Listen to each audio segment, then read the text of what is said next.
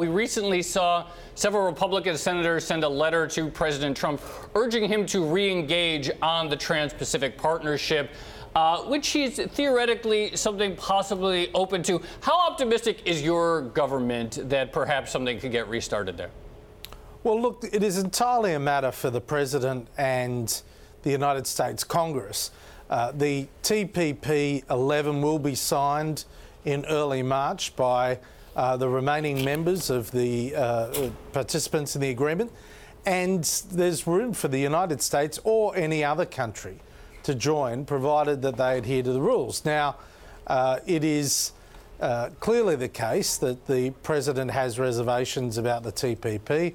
I wouldn't be surprised if they were raised in discussions, but we certainly want the United States to have a deeper free trade engagement in the Indo-Pacific region.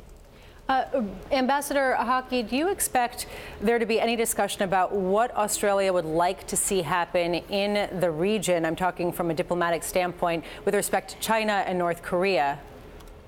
Well, of course.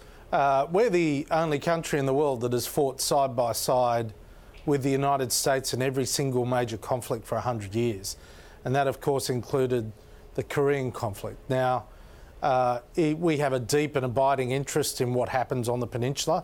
And like the United States, we would want to see the peninsula denuclearised. We encourage China to be even more proactive. And of course, there's been some very successful resolutions out of the United Nations Security Council. But yes, they'll be an important part of the conversations between the Prime Minister and the President. There is common interest in ensuring that North Korea changes its behaviour and changes it quickly. There are strategic rankings, though, of what's important as far as the Chinese relationship is concerned. Feels very different from a United States perspective versus an Australian perspective. Do you believe that the President is calibrating his policy responses correctly as far as both China and his handling of Kim Jong-un, the North Korean leader, as well? Well, every leader is focused on doing what's in the best interest of their country.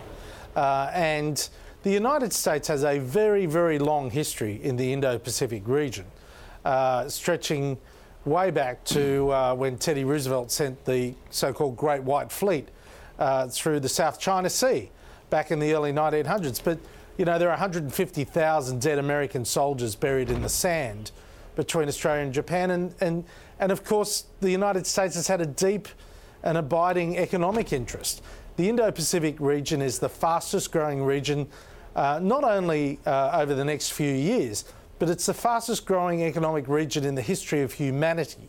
So the United States, in order to be prosperous, must be active in the region.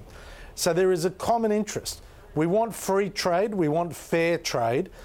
We also want to see growing trade. And so, of course, we want to help the United States to be more active, but also there is self-interest on our part that the more the United States engages in unlocking the potential of the Indo-Pacific region, the more prosperous our people are going to be as well.